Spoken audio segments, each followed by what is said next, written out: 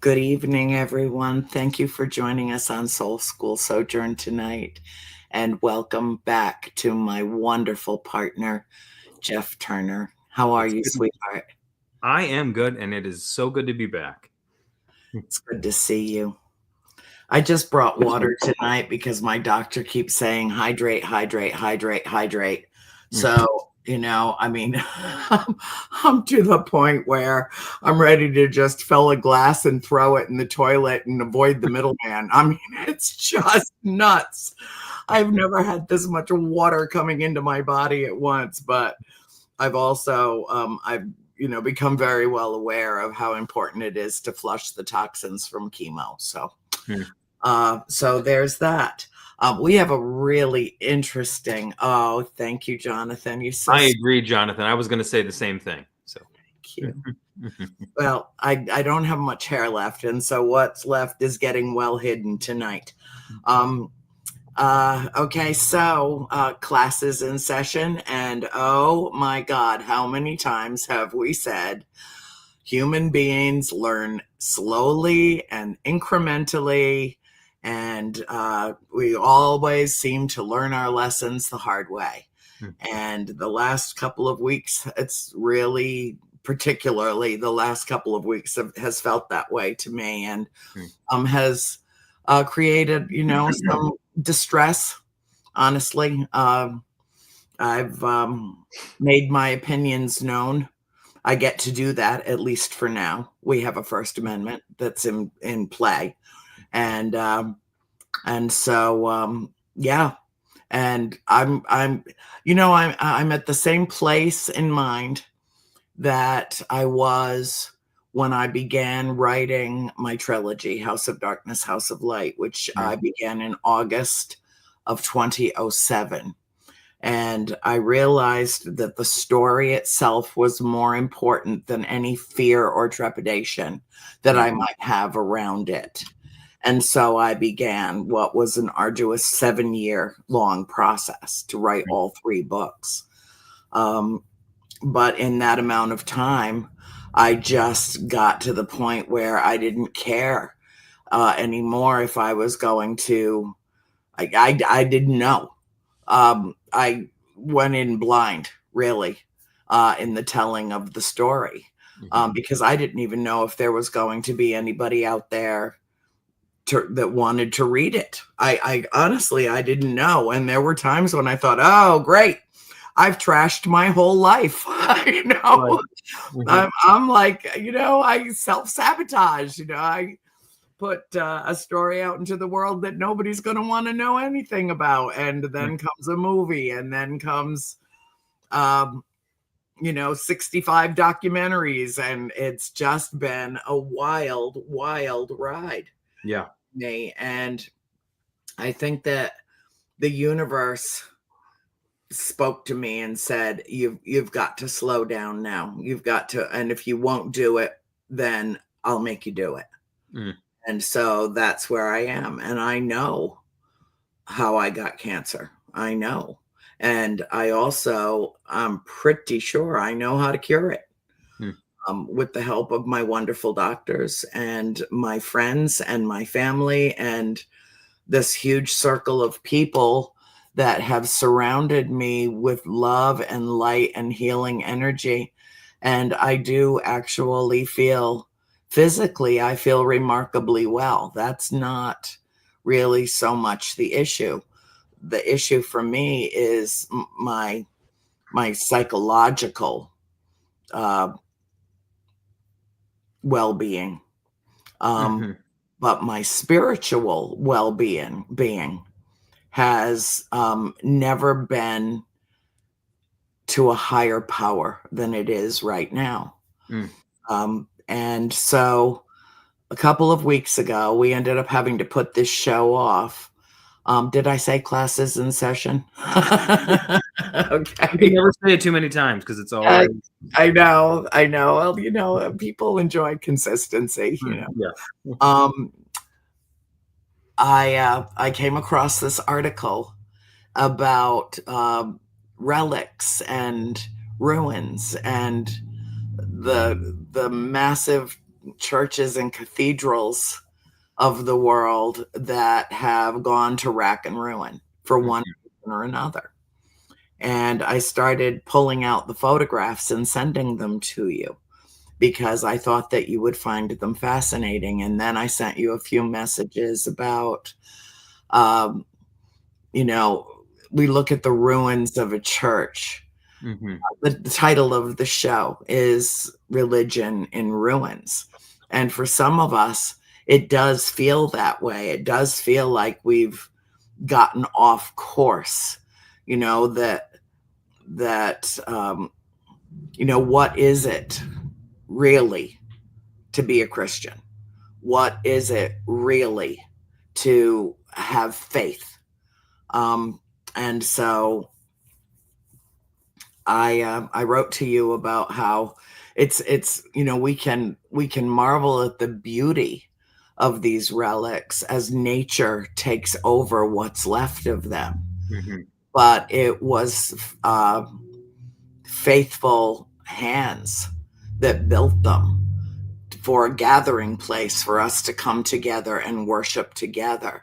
And for as far back as we can trace in terms of the philosophy of religion in human society, it has always been the same. One of the things, and I sent some photographs to Bill to load for the show. I hope he had a chance to do that.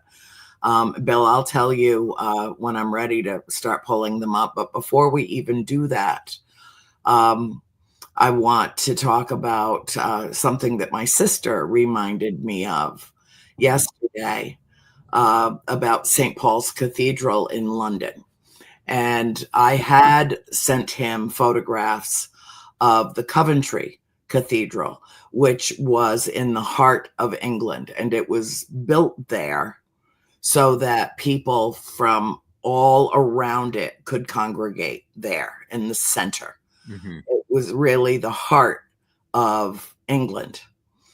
And the Nazis bombed it deliberately, destroyed it, because they thought mistakenly that it would completely demoralize the population, that it would defeat the population spiritually. You can bomb their churches all you want, and that doesn't touch the reason why that cathedral was built. You know, so I included some photographs of Coventry. But my sister reminded me about the bombing during the Blitz of St. Paul's Cathedral in London. And it's interesting because they had this whole group of people who knew that it was going to be targeted. And so these men, they had like a patrol, like a team of men that were willing to sacrifice themselves to save that cathedral. And as the bombs rained down on that cathedral, they put the fires out. They were there to put the fires out immediately. And one bomb actually fell through the roof and rolled through the front doors and out of the cathedral and didn't explode. You know, and you have to wonder, okay, you want to talk about expect miracles? That was a freaking miracle that happened, because it was right in the center of the cathedral. It would have blown it to smithereens. It had 250 pounds or kilos of explosive in it. So you can burn them and you can bomb them and you can, you know, look what happened with Notre Dame in France. I was thinking of that today myself. Yeah. So anyway, Bill, if you could put up the photographs in the series and leave them up like a few seconds a piece. This is the new inside of the Coventry Cathedral that they built this onto the ruins of that cathedral. Isn't that amazing? They're like, you want to take our, okay, and here is Notre Dame in Paris, And I included another photograph of when it was on fire and the spire was burning. And here's the thing about that. Like 2 weeks before they were doing the renovations, they moved all the artwork, they moved most of the statues, they moved so much of the precious antiquities inside this cathedral out so that they could do the work. And, and this was it, prior to the destruction. And consequently saved so much. And the big rose window and the organ was saved. The biggest of the stained glass windows was saved. The altar was saved. It had ash and dust on it, but it was saved. And again, I think I might have sent you that one twice, honey. That's a duplicate of the Coventry inside. And this is also inside the Coventry Cathedral.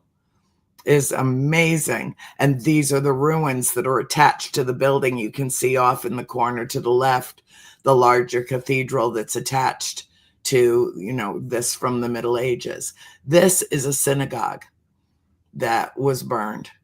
And this is what is left of it, and nature taking over. This is a Gothic cathedral that for some reason or another was abandoned in the late Middle Ages, and yet there it stands, and a country church where nature has claimed it.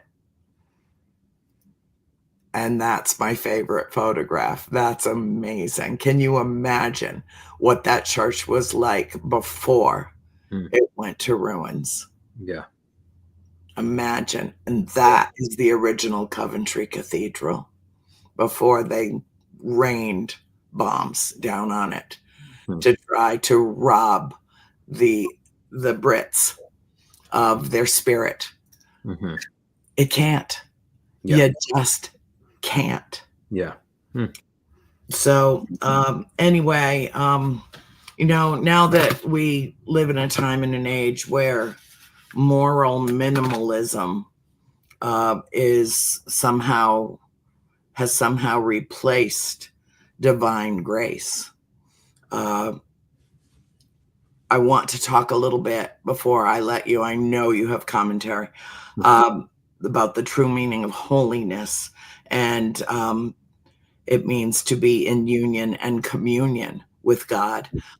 In the Greek liturgical, it means wholeness, WHOLE, wholeness.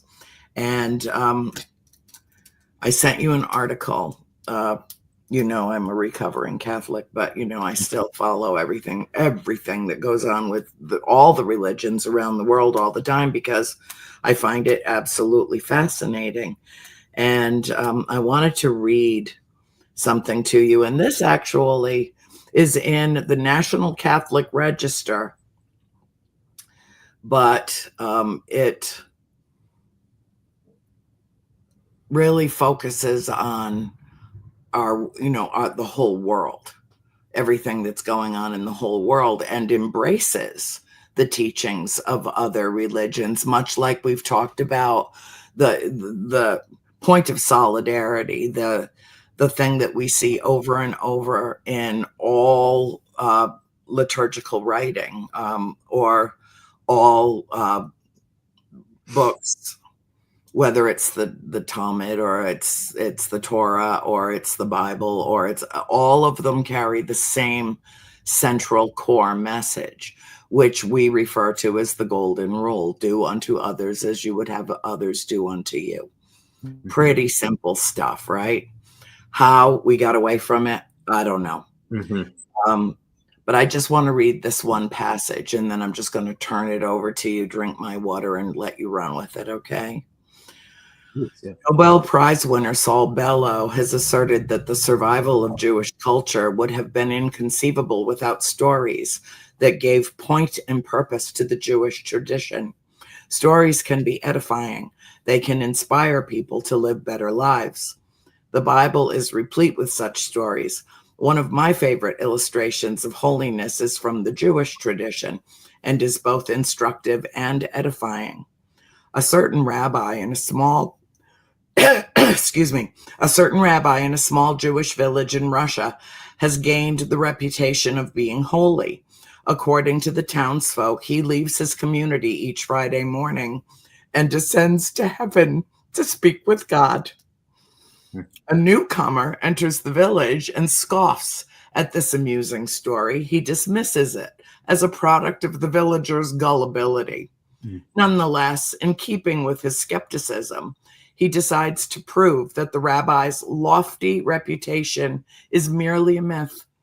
He decides to follow the rabbi and witness for himself that the man he stalks does not rise to heaven each Friday morning. Friday morning arrives. The skeptic observes the rabbi wake up, don peasant clothes, and reach for his axe.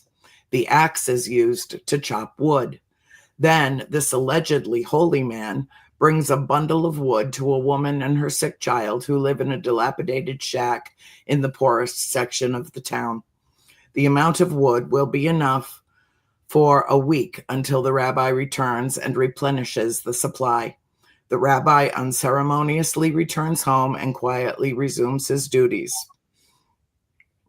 All this, the skeptical outsider takes in with increasing admiration until he finds himself becoming a disciple of the rabbi.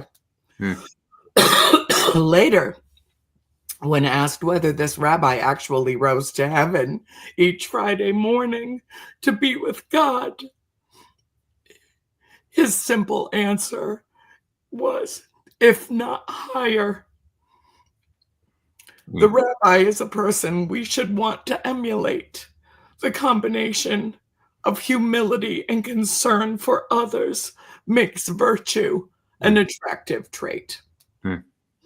Holiness etymologically means whole, as a person needs to be holy. All a person needs to be holy is to be entirely himself or unspoiled, according to the meaning of the word in Greek. A holy person is uncontaminated by the world. He lives in union with God, but not without concern for the needs of others. Now, how close, according to St. Thomas Aquinas, who basically reiterated that in his own writing, how close is that to the golden rule? Do unto others as you would have others do unto you. Because if we do not, eventually we will find out the hard way that there are those that treat each and every one of us as the others that they feel contempt and disdain for.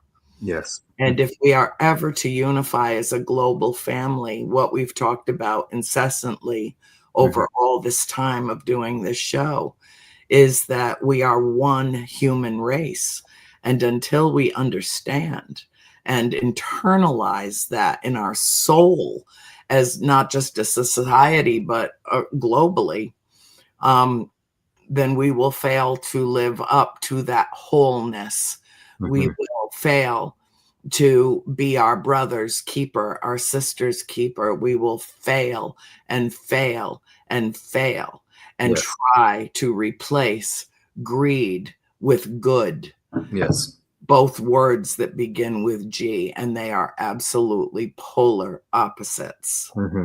And so we are seeing in our day-to-day life the corruption that greed rains down upon us in our holy place like bombs.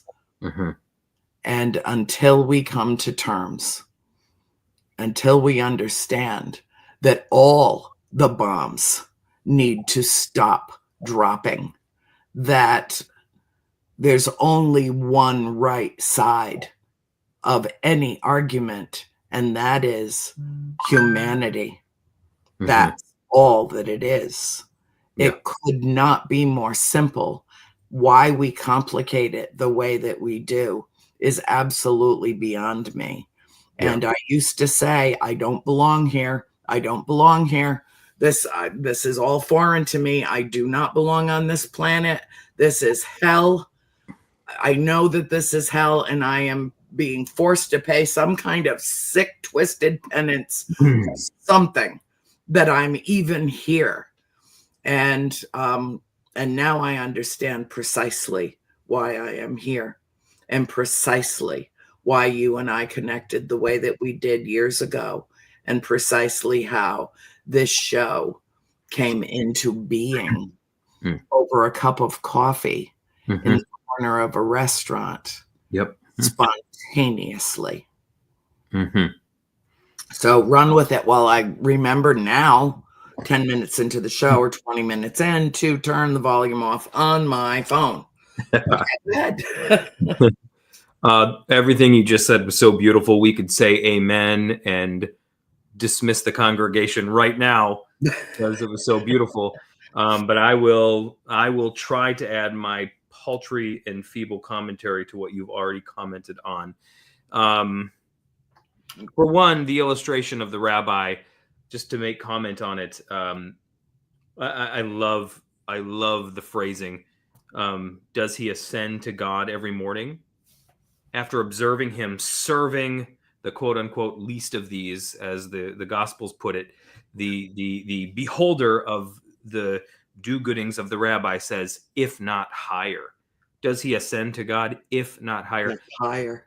How lovely is that? And that is, in fact, the definition and the meaning of holiness. Holiness, unspoiled, it means to be consecrated. And another meaning of the word is to be wholly given unto another. So like in a marriage relationship, a husband is holy unto the wife is holy unto the husband, just simply meaning holiness. Like in the traditions I grew up in, holiness had to do with behavior. It meant that you didn't watch, dirty movies, and you weren't drinking or whatever. Like that was holiness. It was like moral stuff. Yeah, kind of all fall into the piety basket. Exactly. And you can't do this, and you can't do this, and you can't do this, and it's all a sin, and you just can't do this. Exactly. But holiness is a relational word. Holiness has to do with the fact that, well, the reason that, I'm holy unto my wife, therefore I am not in certain sorts of relationships with other females because I'm holy unto my wife. It's a relational word. My behavior is dictated by the relationship, and it's a service and a giving of myself to another person. And I'm just so, we've really lost that. We've really lost that in our culture. The notion that other-centered, self-giving love is the most powerful thing that one can give themselves to. C.S. Lewis in the Lion, the Witch, and the Wardrobe in the Chronicles of Narnia, he refers to this as the deep magic, right? There's Jadis, the White Witch, and if any of these terminologies and the negative usages of them offend anyone, apologies. It's just a story. It's a metaphor. But he speaks of Jadis, the White Witch, or Jadis, the witch, who there's a form of magic that she practices, but it's obviously a shallow magic because it's a magic that is about self-service. It's magic that is about what I want goes first. But Aslan, the Christ figure in the Chronicles of Narnia, gives himself in death in place of another. And when he gives himself in place of another, he dies the death of another. The stone tables are broken, and the whole curse of on itself. And Lewis writes that this is the deep magic. This is the deepest sort of magic. It's other-centered, self-giving love. And when you encounter that in an individual, as the individual beholding the rabbi's works encountered, that is what it is to Father Richard Rohrer was asked, what does it mean to be a Christian? And he's coming from the Christian tradition, obviously, so that's what he's speaking from. He says, well, to be a Christian is to have met one. It's to have met a person and encountered someone who is of that saintly quality that it so impacts you that you can never be the same after seeing it. And when you really encounter an individual who is wholly given to the concept of other-centered, self-giving love, it will leave a mark on your soul that you cannot get rid of. And that encounter will follow you to your dying breath, and you'll never be able to get over it. You will never be able to go back to a self-seeking existence after seeing the deep magic of other-centered self-giving love on display. There's nothing more powerful than that. That is the deep magic that literally will save and is in the process of saving the cosmos. So gorgeous, so beautifully said. I love that illustration. I want to comment a little bit on the topic of the show tonight, religion in ruins, the pictures of the cathedrals that we looked at tonight that are being rewilded, some of them being reclaimed by nature. And this is a phenomenon all over Europe. We have these empty, beautiful cathedrals that are being seemingly reclaimed by nature. But there's a beautiful metaphor and a beautiful picture, a prophetic picture, I think, that is on display here. Also, by the way, aren't you so glad that when they restored Notre Dame, they did not do it in some kind of brutalist architecture or some kind of modern art, but that they kept that sacredness about it? I just love that. I love art in general, but I love classic. I love classic art so much. So I'm so glad that they honored that. But they were meticulous. Yeah. I followed everything they did. They brought in craftsmen, artisans, stoneworkers from all over Europe to, basically replace it virtually to how it was, even right down to the beams, the wood that was cut specifically. Yeah. Can you imagine being a peasant, like unspoiled by media the way that we are, where we've, in a given night, you can peruse Netflix, Peacock, Hulu, Disney Plus, every channel imaginable, and you can see every site that it's possible to see. But can you imagine being someone who lived in a little hut and herded sheep, and that was your life, that was your existence, and then you walk into one of these cathedrals on a Sunday or for mass, and you there's the smells and the bells and there's all of this artwork that's meant to draw your eyes upwards and draw you towards this center point. And as you're entering into it, you're coming in from the outside, and you've got the gargoyles on the margins.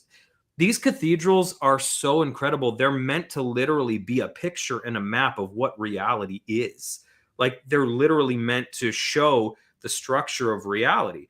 That's why you start on the outside with what do gargoyles, what do these winged demons have to do with the church? Well, what you're being shown is that everything belongs. All of reality is one reality, including these like marginal figures that are like bizarre and strange and don't seem like they belong. And you start there and you work your way to the center. And there you have the Eucharist, you have the altar, you have the sacred center of reality, and then you have the exotic fringes. That's what these cathedrals were. That's the spirit that's housed within these structures.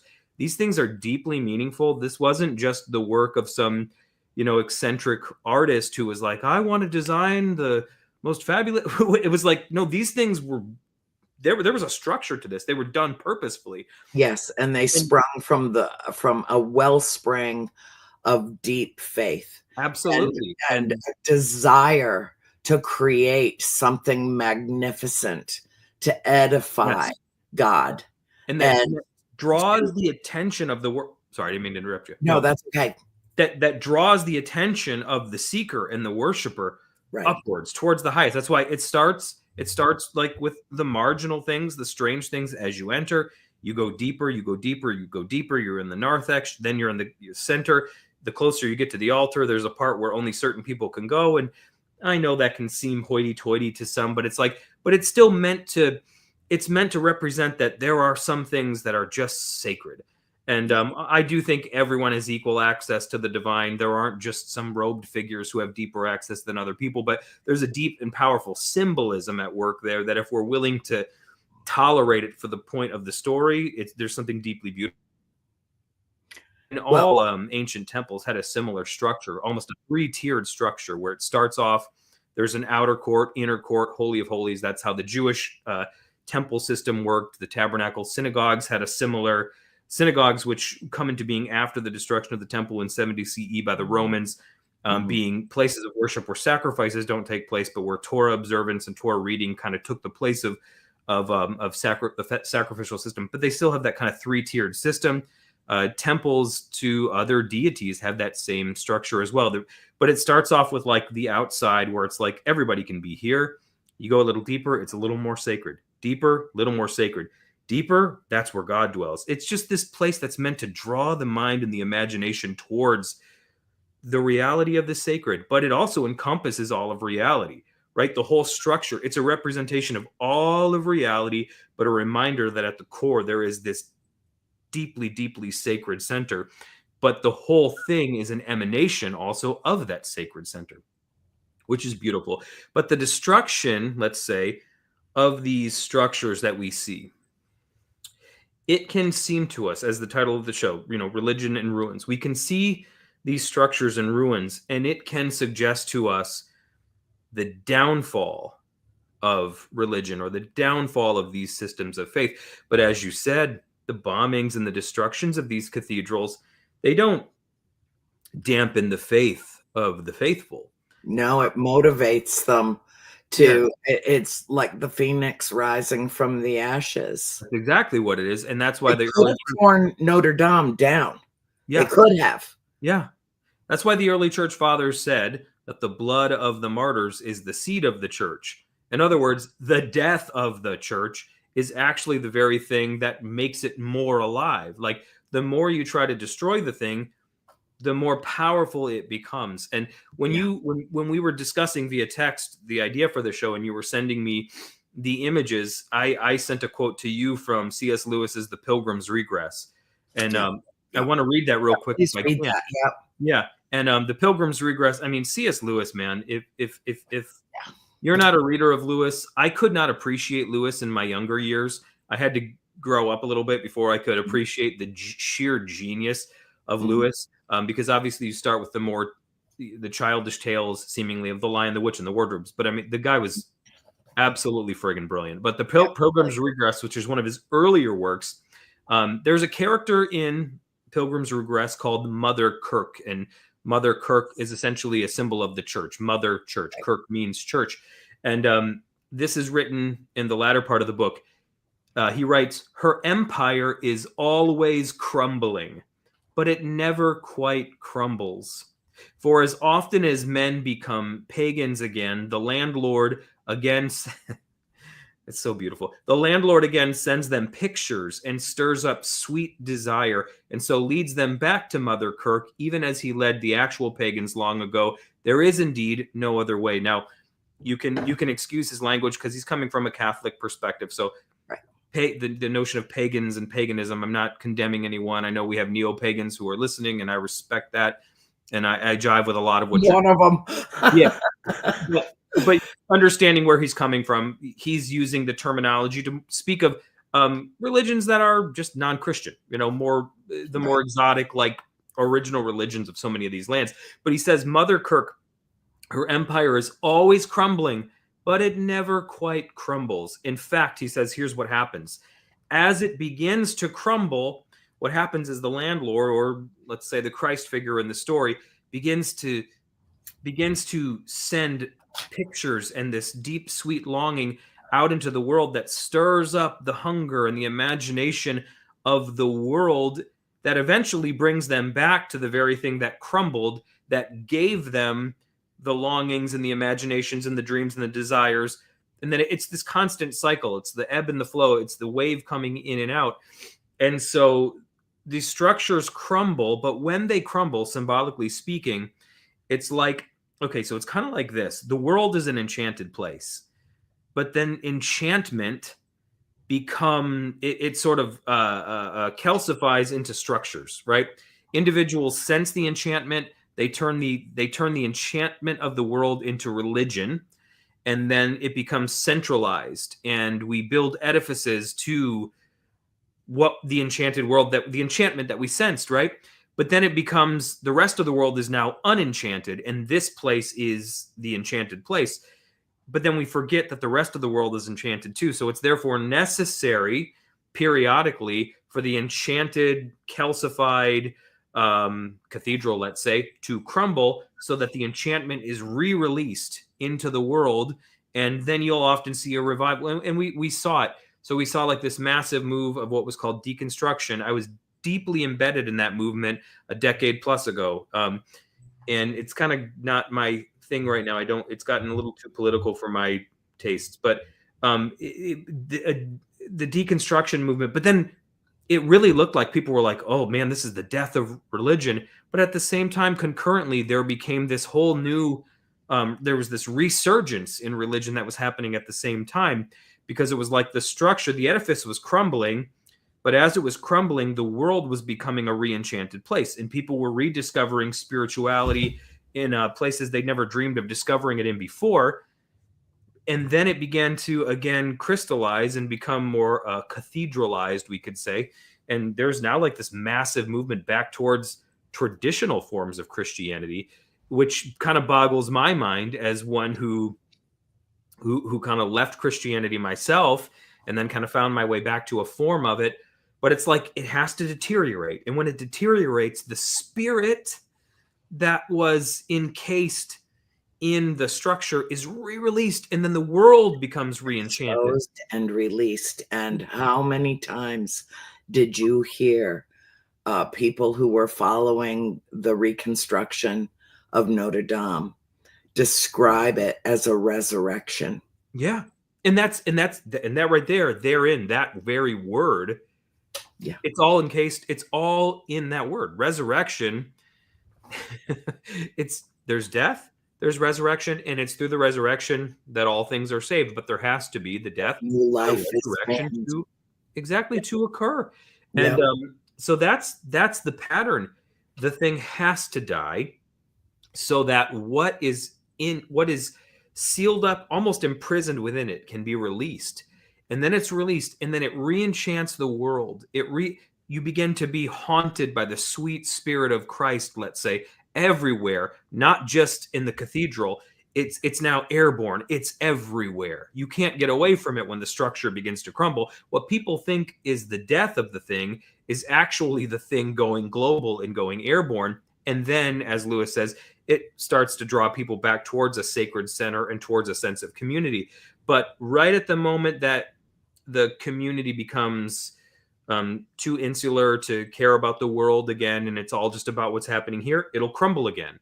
The tide will go back out, and then the world will be enchanted again, and then people will find it out here rather than here, and then it'll come back to the center. And that's just how it works. And as it does this in and out motion, it picks up complexity, and it becomes more and more beautiful along the way as it goes. But like ruins that we see when we look at these things, it doesn't actually testify to a death. It testifies to a life that's growing out here. It testifies to something. I mean, the re-enchantment is a word that became kind of a buzzword, I don't know, a decade or plus ago, but I'm really seeing it. I mean, and even what we do, like, that's why you and I connect, because it's like, I mean, on one level, right? I come at things from the theological perspective. I'm a former pastor, you're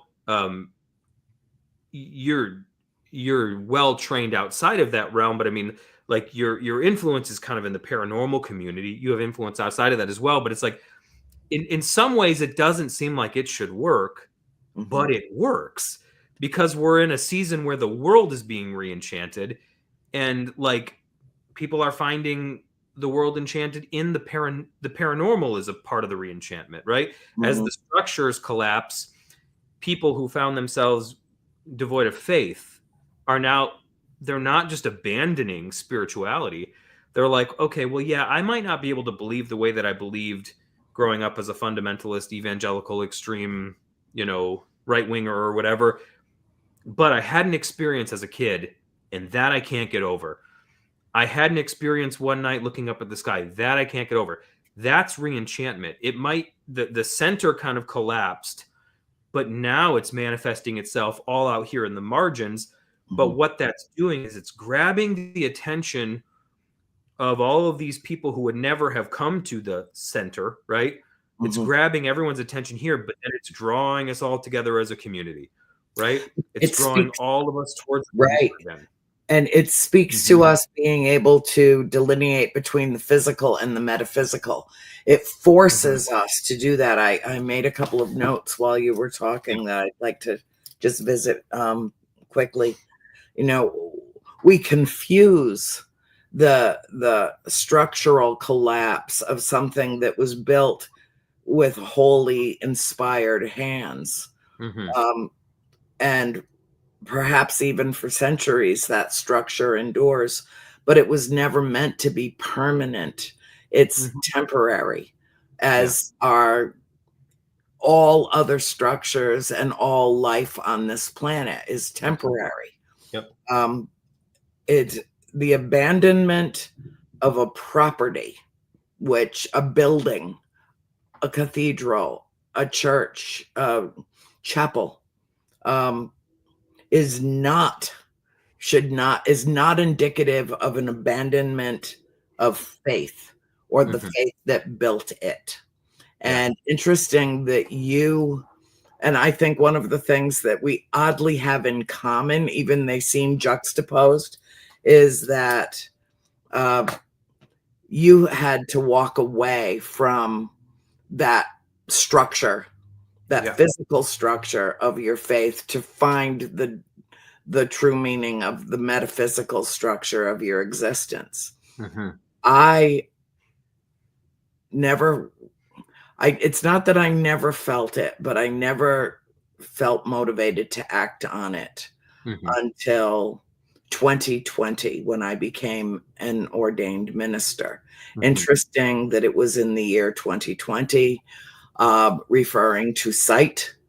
And what I saw was a specific need that I could fulfill, that I was perfectly prepared to fulfill as a minister, which to me is basically the same thing as a grief counselor.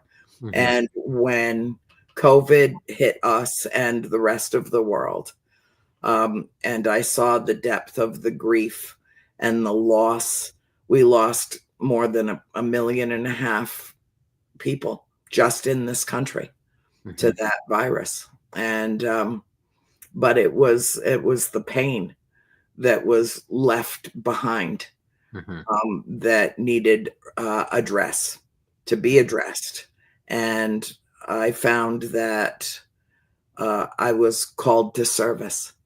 And in that moment, and in that season, I was called to service. And so you walked away from the ministry and I walked into its arms. Yeah.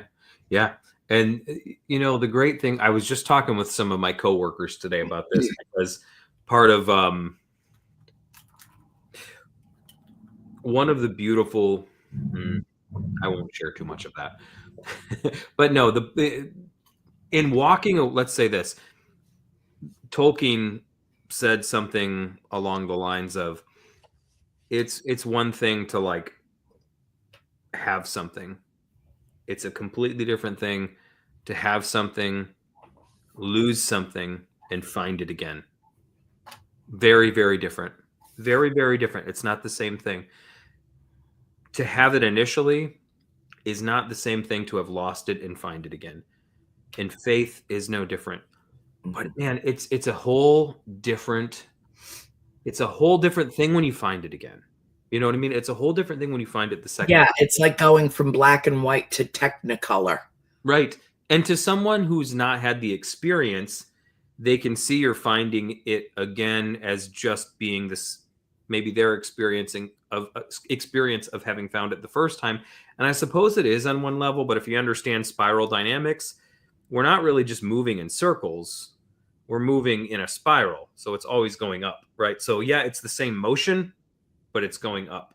And yet it creates that, it's an upside down tornado, a vortex. Right. But it is a concentration of energy that pulls us in to the core of our own being. Yeah. I tell people all the time, I've, always been a deeply spiritual person, didn't follow one particular religion or another. I studied all. I had to study all religions in order to earn a degree in philosophy. And I know that I was drawn to that. But the reason I was drawn to it is because of, where I grew up in an incredibly, for lack of a better phrase, haunted house, where I saw, felt, experienced knowledge. Right. There is something beyond our mortal existence. Yeah. And I needed answers, and I needed to find my way to why. Yeah. And how, and what does that represent? And do the spirits worship God? Do the spirits know God personally? Is God a person, or is God a concept? Is God a ball of energy? What is God? Yeah.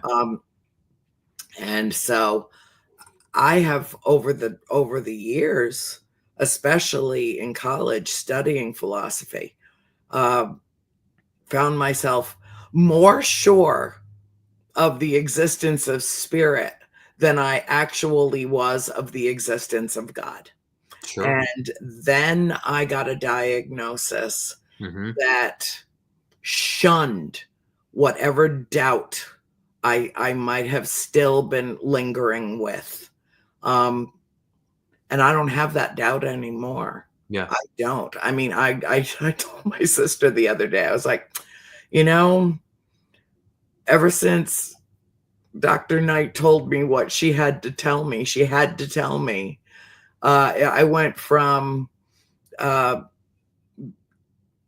in youth going from kind of a black and white experience of a kind of a separateness between myself and whatever else, until the point of integration occurred growing up at the farm. And so it was like like with Dorothy and the Wizard of Oz, stepping through the door into the resplendent garden, which some have even described as Oz's Garden of Eden. And all the, the colors. And I tell people all the time, and now it feels like experiencing life as though I'm witnessing something Disney World, like Disney on mescaline colors, and vibrancy and the beauty of every single day that I no longer take for granted. And in a way, the diagnosis of having a deadly disease brought me to a new awareness of life and my place in the cosmos. Yeah. No, it's incredible. But that's, I mean, that's the whole metaphor we're talking about. Yeah. The crumbling of the symbolic cathedral has to happen for re-enchantment to happen. And then there's the coming back together of the thing to form something even more great and more complex. And then there's another deterioration. And that's how it works. And that's how it was with me. I was a pastor for 12 glorious years. And I say glorious now. At the time, I may not have used that word. And in the process of doing that and being that, I did become an atheist for a season in the midst of doing it, because I was always studying. I'm the kind of person, probably like yourself, I have a hard time shutting my brain off. I'm always reading, I'm always studying, I'm always thinking. And there were some points at which I hit a wall and was like, I can't believe this anymore. And so I changed my beliefs, and I had to get out of what I was doing because I felt like I was being dishonest. However, faith returned to me when let's just say my income didn't depend on me having it, because that was one of the issues. I'm like, I can't do this. Like, I can't be earning a living off of something that I'm struggling with. The cognitive dissonance was too much. So that was a big deal for me. So you know what I did? I put on my big boy pants and I went out and got a normal job. Yeah. Does it suck some days? Sure. Why? Because I'm more equipped to be teaching and doing stuff like that than I am to be doing what I'm doing. But whatever, you do what you have to do. And so I did what I had to do. But like, as a person, my faith has never been stronger. But it's not like the faith that I lost. Like you said, It's not like what I lost. It's a different thing. It's a different phenomenon entirely. The cathedral collapsed. My life was reenchanted, minus the cathedral, and then it all came back together. And man, real quickly, because I know we don't have a lot of time, but I come from the Pentecostal tradition, right? In the Pentecostal tradition, the literal hallmark of Pentecostalism is the phenomenon of speaking in tongues. Now, a lot of people have heard this. It's not part of my practice anymore. I'm not talking about the actual physical practice, but the psychological underpinnings of the practice are fascinating, because what happens in the Pentecostal tradition is there's this phenomenon called glossolalia in Greek, or speaking in tongues. And the belief is that an individual can pray in their native tongue to a point, and then they hit a wall where the yearnings of the heart are too much, and you can no longer lasso your desires with consonants and vowels and properly express them. You cannot build a proper edifice with your learned and understood language in order to express what you're wanting to express. And so when you hit that limitation, that's where the glossolalia kicks in. And there's a verse that's used from the Epistle of Romans chapter 8 where it says, we don't know how to pray as we ought, so the Spirit intercedes for us with groanings that can't be uttered. And Pentecostals take that to mean glossolalia is this sort of babble almost. It really is. It's kind of like an infantile, childlike babble. It's not a literal language. A linguist wouldn't listen to someone speaking in tongues in a Pentecostal church and say, oh, that's this. Yeah, it's not identifiable as an existing it's, language. Yeah, it's kind of infantile babble. However, studies have shown that the frontal lobe is inactive when one is speaking in tongues, and actually the language centers of the brain aren't functioning. And what actually is happening is it's more like a person, the sense of self takes over. Anyways, but my thought about that is, I was thinking about that in terms of this whole notion of the cathedrals collapsing and whatever, is that the cathedral of words collapses at a certain point, right? And it collapses into this babble, right? But it's at the point of collapse that the spirit finds expression, and there's some kind of release that occurs in the person when the edifice of language collapses, and then there's this expression of spirit that occurs. Whether one believes it's actually divine or not, it doesn't really matter. It's like it's a phenomenon. And then the person feels this deep, oh. But then in the aftermath of the experience, they can then come back and use language to describe what happened to them and rebuild an edifice, and that's the symbol, man. That's the whole, that's the fractal picture of what life is. But aren't we each a living symbol? Aren't Absolutely. we the temporary vessel? Absolutely. The temporary, the church that lives within each of us, that right. are deeply faithful, and we are the edifice, and this is temporary, and what we dissolve into is go. Permanence of existence. So down to our language, to our ultimate dissolving and reappearing in the divine one day. That's the fractal picture. Yes. That's the pattern of reality, from going down to language to ultimate reality in the hereafter, whatever that looks like. The picture is build the edifice, it dissolves. Build the edifice, then it just keeps growing in complexity until you eventually get to the book of Revelation, where it says, I looked and I didn't see a temple in heaven, because the Lamb was the temple, it says, which is just another way of saying, like, there's no need for the edifice now, because everything is the edifice in ultimate reality. Everything is it ultimately when we get there. But I wish we had another hour, Jeff. I wish we did. Do too. We'll maybe pick up where we left off next week. Yes. But for now, Bill's rushing us off the air so I can go hop on and do a world awakening in the next hour. I love you with all my heart, my dear, dear friend. Same. And we will get together again soon. And we'll leave everyone tonight with the same message, because it's the most important. Be the change you wish to see in the world. Find your soul. Speak your peace. Find peace of mind, and be the light you seek. Class dismissed. Peace.